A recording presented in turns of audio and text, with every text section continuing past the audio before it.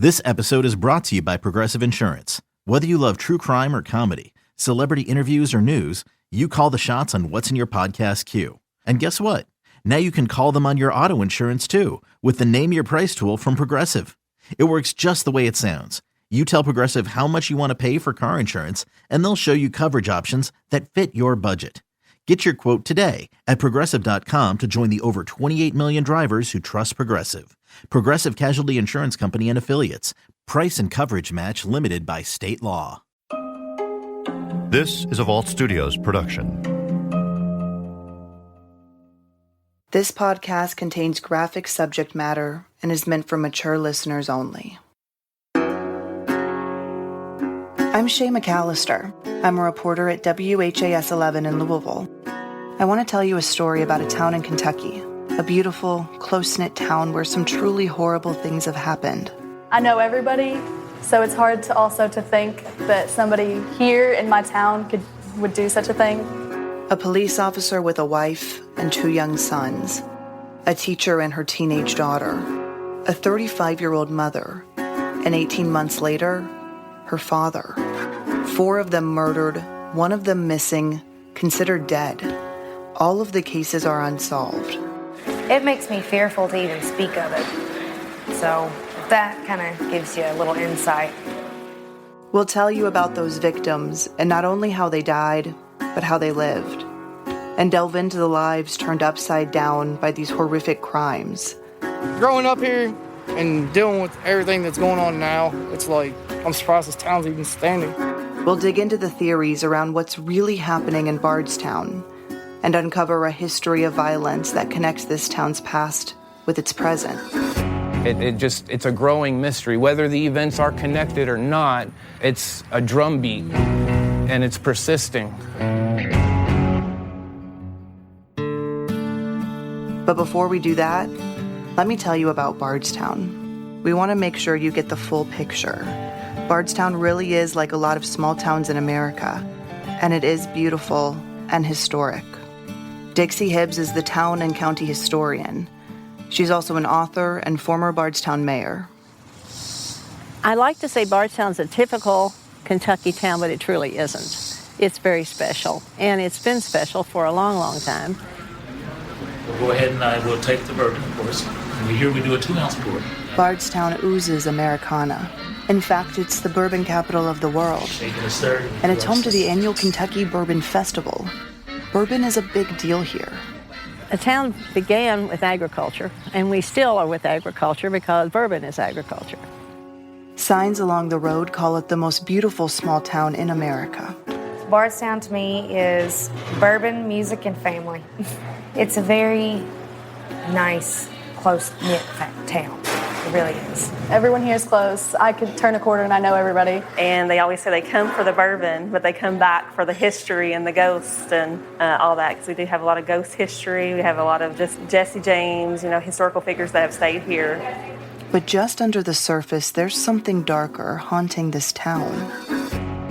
Something just behind the smiles. And how y'all doing? Not everyone wants to talk about it. A lot of people would rather forget, move on.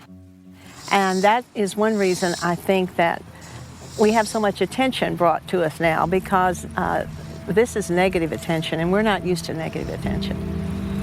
Today, everyone's focused on us because some evil people, and I say people versus person, because we really can't say it's one person. Dispatch 139, Adam. This story begins with a police officer heading home from work. It's May 2013. 139, Adam, dispatch on scene. 139, have you on scene, 1737. Jason Ellis, a 7-year veteran on the Bardstown police force, signed off the night just like so many nights before. His day was nothing out of the ordinary, except tonight, he doesn't have his canine partner Figo with him, and he's in a different cruiser since his is in the shop. About an hour into his shift, the officer, who had earned the title Officer of the Year in 2008, finishes up a few traffic stops and then heads to Dean Watts Park, where his son's baseball game is already in full swing. He shuffles to the field to coach, still in his uniform. But a few minutes later, his radio screeches and he's off to another call. Dispatch to EMS. 139, Adam. No subject had fallen with a head injury. Subject is becoming combative. You mean the roadway? 39, Adam, in the house. Around 11 p.m., he calls his already sleeping wife, but before they hang up, they say, "I love you," and he assures her, "See you when I get home." I vaguely remember that quick phone call and saying, I love you and I love you too, and thought he would be home in a few hours. Amy Ellis was Jason's wife. They met in college and fell in love. He was a family man. He was outgoing. He was fun. He was energetic. His personality was infectious. He was always the life of the party. He was amazing. The night is full of calls and ends with one arrest, who he takes to the hospital for injuries from a scuffle, before toting him off to the Nelson County Jail. 139, 122. Gonna need you to divert to Flagey Hospital. The male subject EMS just brought in has become disorderly. Then he signs off for the night. 139, Adam, dispatch. 139, go ahead. Clear, Flagey 15, Ramsey County. His drive from the Bardstown police station takes him past my old Kentucky home state park, several cornfields, and the local Cracker Barrel before turning onto the eastbound ramp. The moon lights his way down the Bluegrass Parkway. Jason slows down to get off his exit for home, exit 34 to Route 55. As his Bardstown police cruiser curves around the dark, winding ramp, he sees something in the middle of the road. There are freshly cut and purposely placed tree limbs in the middle of the exit ramp.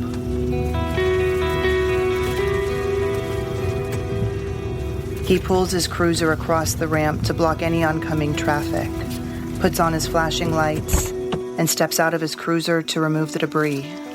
But someone is hiding among the lavender spring flowers just off the slanted pavement. When Jason bends down to grab an armful of branches, he's ambushed. Booming 12-gauge shotgun blasts ring out. He's struck in his Kevlar vest and under his arm. More shots penetrate the darkness and the officer. He's sprayed with pellets, striking his right upper arm, forearm, and right elbow. More plow into his scalp, his forehead, his temple, and his right jaw. He doesn't have time to react or to grab his gun from his holster. His body collapses to the pavement, and the tree limbs fall onto his legs. Blood seeps onto the asphalt below him, leaving a trail of red. 139 off duty, 0200. Hello, hello. Officer down, Bluefield Road. Officer down. You need to give us a location. Bluefield Road by the Y. There's been a tree limb or something. Officer down, please, emergency. Chad Monroe, a stocky-built farmer, has just gotten off from work at his second job at Heaven Hill Distillery when he was making his way down the Bluegrass Parkway in his red Dodge Ram. Speeding down the BG, as locals call it, his windows are down, and he's blaring Tim McGraw's The Highway Don't Care on his radio, belting out the words above the country singer's melody. But when he slows down to take exit 34, police lights stop him dead in his tracks.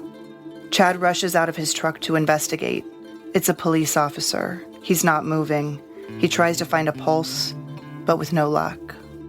He frantically grabs the officer's radio on his uniform. Out of breath, he calls over to dispatch.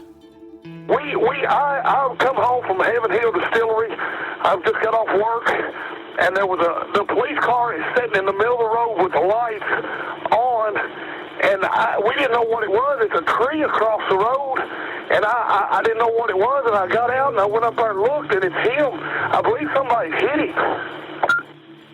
Okay, can you tell if he is breathing? No, sir, he is not breathing. Body temperature is cold. Ma'am, can you advise the status of the officer? Is he conscious? I believe he's dead. Soon, a flood of blue lights light up the night sky, dancing off of treetops and illuminating the horror Jason's fellow officers are about to drive up to, one by one as they receive the call from dispatch to exit 34. Section 2, respond to Highway 55. They're possible. Officer down. 539. An officer en route, or what kind of run are we going on? 139, we're not sure. We have officers responding from Bardstown. We had a passerby on the officer's radio. We're not sure what's going on. Dispatch begins calling others to the scene, like the chaplain and the Nelson County coroner.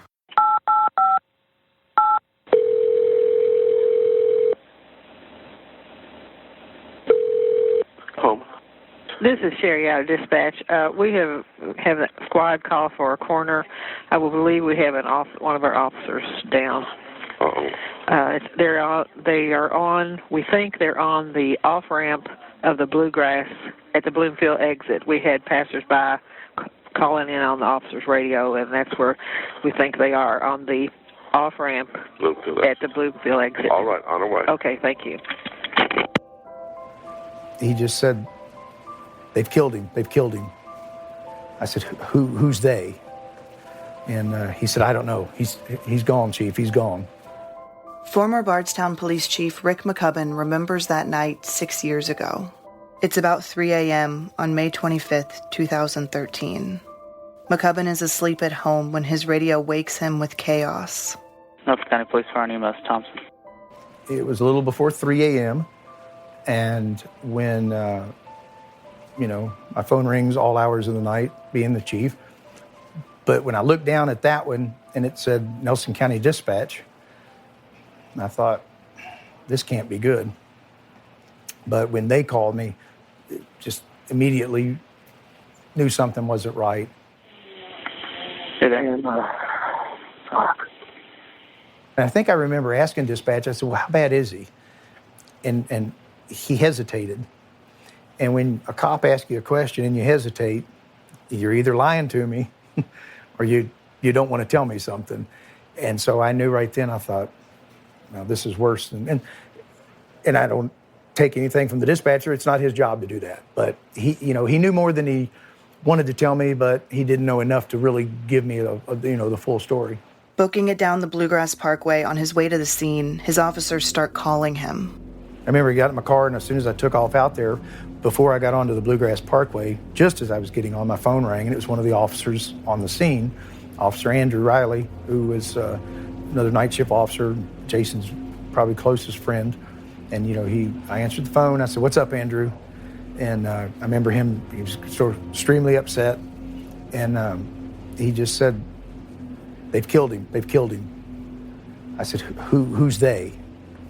And he said, "I don't know. He's gone, Chief. He's gone." And I said, "I'm on the way. Don't know what the hell I thought I was going to do, but, I'm on the way." And, I remember got on the Bluegrass, took off out that way. It's one of those calls you make. Your lights and sirens are going at 3 a.m, but you think, "Damn, can this car go any faster?" And I know I'm rolling, but it's like everything just went into total slow motion from that point on. But when I got there, I just remember it was eerily silent. It was a big full moon, eerily silent that night, because by that time, of course, the paramedics had arrived, and there were 2 crews. I do remember that, and they were just standing there. The officers were silent. Everything was quiet. The police tape was around the scene, and I walked up, and the sheriff at the time was there, and one of the troopers, and I said, "What's? Tell me something." And he said it's Ellis, and he's gone. And I said, "What the hell happened?" And I remember saying, "I don't know." I said, "What do you mean you don't know?" And they said, "We don't know." At that point, and I just remember kneeling there, and his leg was up, his hand was on his kind of over like this. And I remember put my hand on his knee, and I just sat there, and I thought, what in the hell has happened? I could see, obvious gunshots. So I knew he'd been shot by looking at him. But, it was who shot him? There's nobody around, And I just sat there, and I remember I started crying. I'm a pretty emotional guy, and I remember started crying for a minute. And I thought, okay, you're the chief now. You got to be the chief. Quit crying, shut up, be the chief.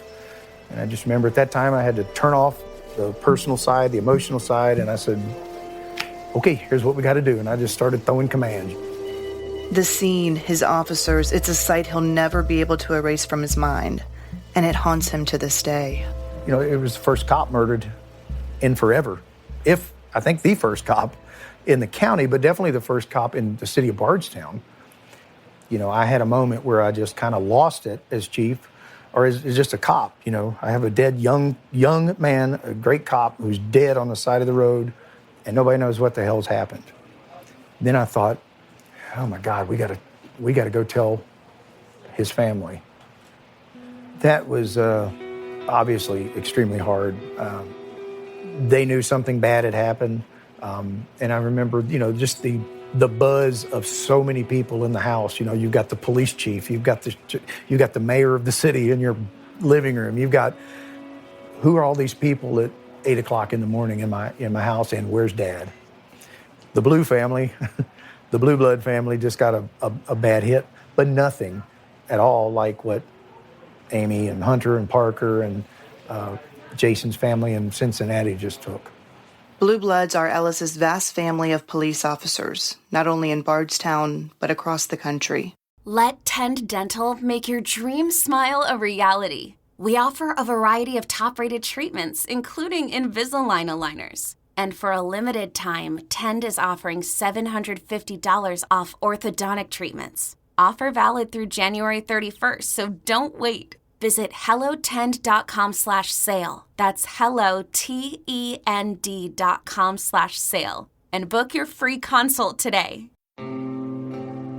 I've been to Bardstown a lot over the years, but this time, investigative journalist Jessica Knoll is with me. We're working on this podcast together. Jessica closely covered the story of what happened that night back in 2013. And driving into Bardstown, I asked her what it's like being back. Driving past exit 34 is definitely one of those places that gives me goosebumps, because you know that's the last place he was, and he couldn't even defend himself. He didn't even know it was coming. And a woman lost her husband, a community lost an officer, and his sons lost a father. And it was just a tremendous loss. Jessica sat down with Jason's wife, Amy, in 2013, inside the home she shared with Jason and their two sons, Parker and Hunter. One of the things that stood out to me was at the front door, as you walk in, there was a pair of boots that were Jason's, and then there was a tiny pair of boots that was one of his sons. And they were sitting on a mat right next to the door, like they were going to be used again. And it was something that kind of stuck with me. And, you know, she took me through the bedroom where they had a teddy bear that was made out of his uniform. And she walked me through the morning, you know, how he gets ready in the morning, sitting on the bed. And to be in that room with them, you know, such an intimate place, was very emotional. And so, you know, she was wearing his ring on a necklace, and, you know, she kept rubbing it as she was talking to me. And, you know, she told me the story of how they met and how they fell in love. And, you know, it was beautiful to hear that side of the story. But it was as if Jason was going to walk through the front door, because there were so many reminders of him. It was almost like he was haunting that house. There was so much there. You know, the flag from the funeral that she showed me and held close to her. And at the same time, there were all these beautiful memories there. There were, on the mantle, they had all these framed photos of the family and him with the boys. And so it wasn't all sad. It was these happy memories that she clung on to. And that was really touching for me. Jason is this picture right here. Kelly Eastman says family was everything to her baby brother. Probably after marrying Amy, the best day of his life was when his boys were born. They are both their father. It's almost scary. Every time we're around him, we just see Jason. She points to a full-face shot of him, standing in the dugout with a baseball hat on and a cigar sticking out of his mouth. He was just a goofball. Kelly's basement in Cincinnati has become a shrine to their brother, with framed photos of Jason and baseball memorabilia from his time playing for the Cincinnati Reds farm team, his hometown team. There was nothing like being behind the plate for Jason. Just to have total control over a game. Right next to the Bardstown police station sits the Nelson County Sheriff's Office. Outside, there's a wishing well with blue plastic pinwheels blowing in the breeze, a bourbon barrel painted black with blue lines wrapped around it, with Jason's photo on top, and the words "End of Watch, May 25th, 2013. And on the side of the brick building, a plaque is mounted, etched with his headshot. In Sheriff Ray Penaroa's office, the walls are lined with blown-up photos of Jason and his family. The Army veteran who spent 2 tours in Korea joins in a fallen officer bike ride each year in Jason's memory. He took office in January, but he knew Jason when he was a deputy, and Jason was a Bardstown police officer. Went to school, went to the academy with him. I worked day shift, and he worked nights, so I only saw him for about 2 hours of our shifts. Responded to several things together and stuff, but overall, kind of like the class clown type deal. So you knew something exciting was going to happen if he was on scene. So Jason was a big hunter, and at the academy on downtime, a lot of us would sit in the hallway, which was probably very long, probably 30, 40 yards from one end to the other, studying, doing things to prep for a test or whatever. And door opens from the rooms, people in and out. Jason pop out of his room, acting like a turkey. So just things like that. Any idea what happened to him? I mean, I think everybody's got their theories, thoughts, but again, it'd be irresponsible to sit here and do this or do that, what could have, again, until facts come out and things point a finger to somebody.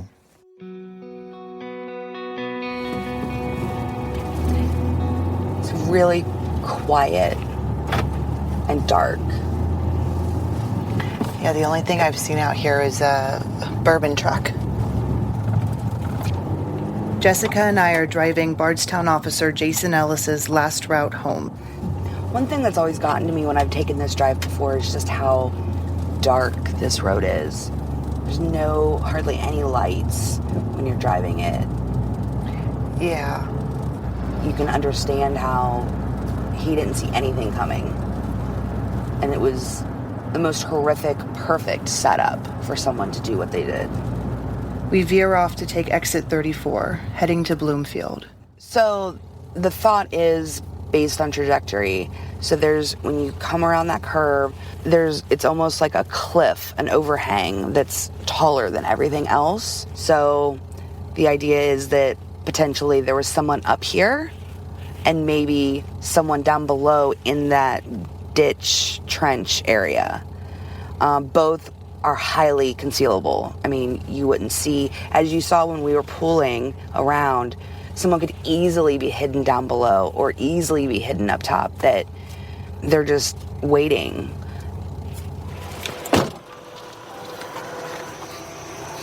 So the first time that I came out here with Chief McCubbin, it was daylight and we came out and you could still see the blood stain. Like a month later, it had faded obviously a little bit, but you could still definitely make out where he died. And then the memorial that had been set up on the side of the road at that time was like in line with this red, faded stain on the road. In those few minutes we stand on the overpass, we only see one car get off the exit. But the night that Jason took the exit, he wasn't the only one there. Someone was waiting. But Jason's story is just the beginning. There's been a lot of loss in Bardstown in recent years. It almost seems like everyone we meet knows someone or had someone close to them killed. There are a few cases where horrible things happen. I hear that there was a lot of underground things going down. whether it be with money scandals or drug scandals, money embezzlement, cartels, all that kind of stuff. Well, it's fogged it up. I don't know whether that's the right word. I know the police departments, sheriff department, state police, they are all so frustrated that the public expects them to solve a crime that they don't have enough evidence. They don't have, I won't say any evidence because I don't know that, but they've got to have some evidence. And it wasn't just to accuse people, you've got to have evidence they'll stand up in court. And if you arrest somebody, you're not arresting them for the headlines, you're arresting them so that you can indict them and try them and make sure if the evidence shows they're guilty that they serve their sentence. The reputation of Bardstown, our hospitality does not include lawbreakers. That's what I want, I guess, to say. We open our doors and our community to all kinds of visitors, but we do not open our doors for people who break the law. And that kind of statement seems like it's laughable since we have 4 unsolved crimes. But we didn't open the doors to them. They came looking for something. We don't know what. Everyone here loves everybody, although we did have some bumps in the road. Everyone here is just so nice. Michael Unsolved is keenly aware of those bumps in the road. When he comes home nowadays, Bardstown is a place of bad memories and loss. His father was shot inside his apartment above the Broken Tea nightclub. We heard the gunshot from here, and chaplain shows up and says, "My dad's in the hospital, go to the hospital." Standing outside the rundown bar's gravel parking lot, just 2 blocks from the idyllic setting of downtown, the Marine stands, arms folded, wearing camouflage pants and black boots with a gun strapped to his hip and an eye on every angle around him. He's on high alert. I hate coming here. I mean, I hate coming back. I really do. I can't stand there. As soon as I hit the airport in Louisville, I'm like, crap. I have to come back to this shithole. And it's sad, because it never used to be like that. Like, you used to be able to leave your doors unlocked, let your kids ride their bikes, as far as they want to, take them to the store or whatever.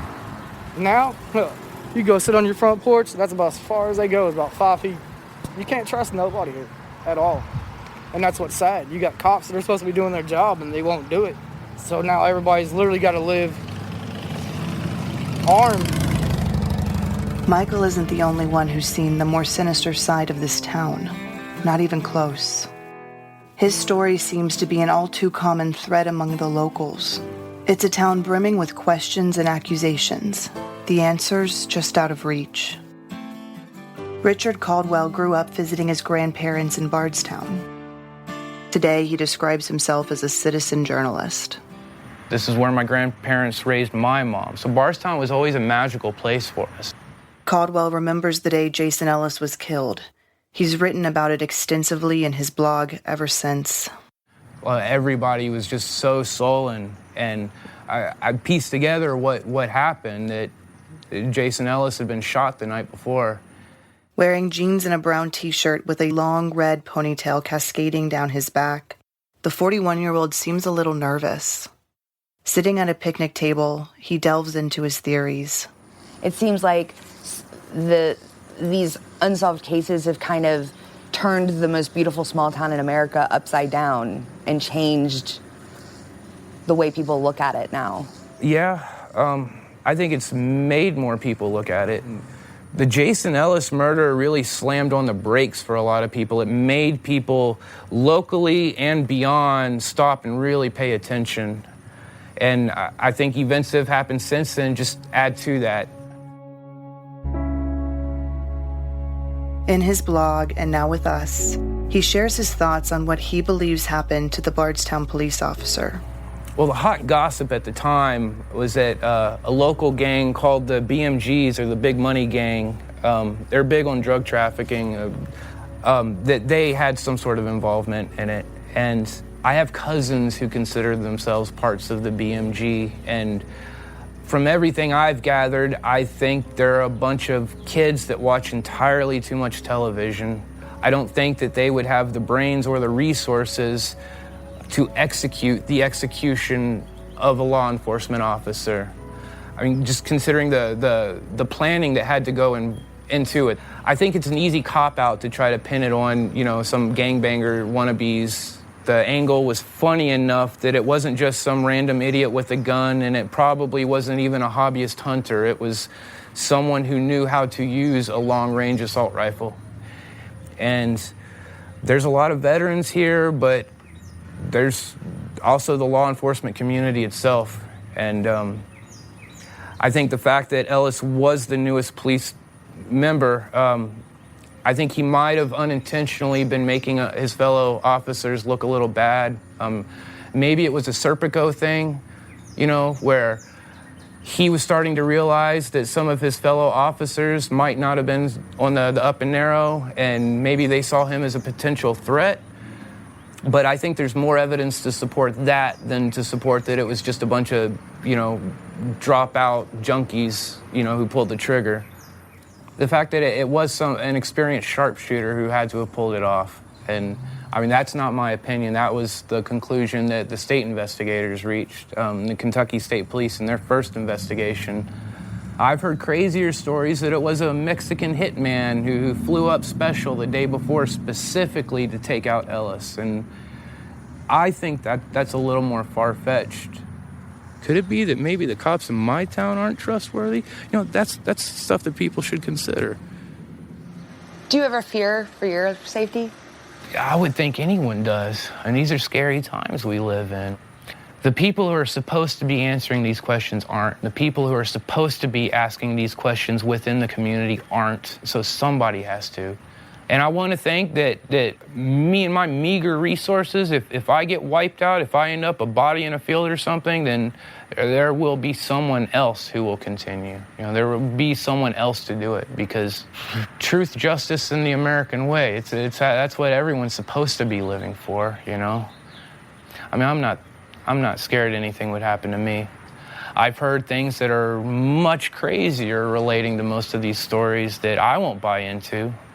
Perhaps the lingering effects from past crimes with a group called the Cornbread Mafia are colliding with today's Bardstown.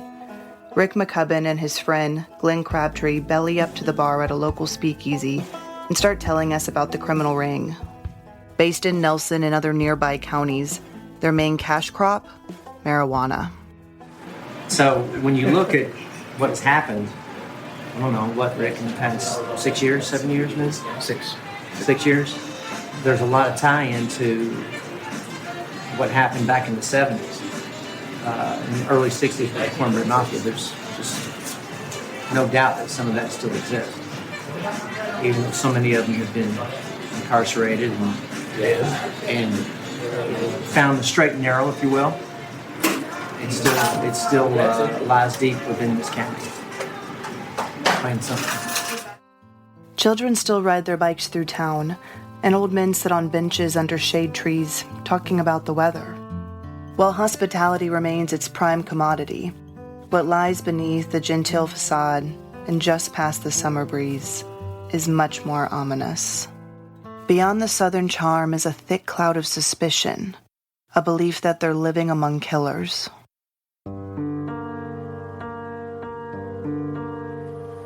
I think there's a lot more polarization, if anything.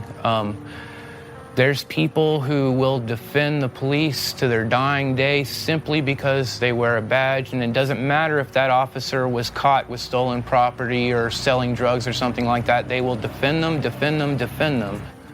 We're kind of forced to take sides. And it's bad when the line drawn is, a chalk outline.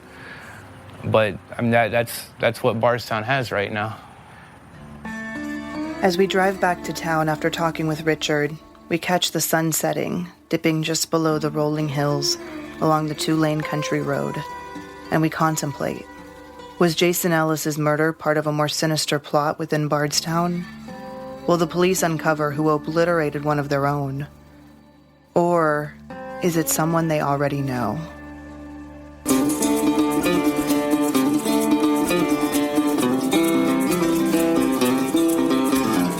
Next time on Bardstown.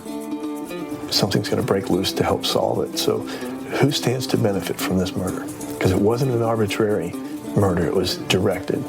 It's frustrating and it's scary. You know, whoever did it, I mean, if they could do something that cold-blooded, would they do it again? It's also hard knowing that whoever did it is out there living. I feel like we would like to have that closure and have them pay for what they did. Nobody, I can say this, there's no one here in Post 4, no detective, no trooper or what, that wants to retire and know that these cases have not been solved. You wake up and you think of things in the middle of the night. You're always thinking of another way, another angle. It's always going through your mind. Bardstown is a Vault Studios production. You can find Vault Studios on Facebook, Instagram, and Twitter, and learn about our other shows at vaultstudios.com. Visit our website, bardstownpodcast.com, for more background and information about the cases we cover in the podcast. I'm Shay McAllister. A special thanks to our team, investigative journalist Jessica Knoll, producers Beth Peak and Spencer Brudig. Adam Ostro and Will Johnson are our executive producers. Audio production by Richard Humphreys at Tacoma Media in Silver Spring, Maryland.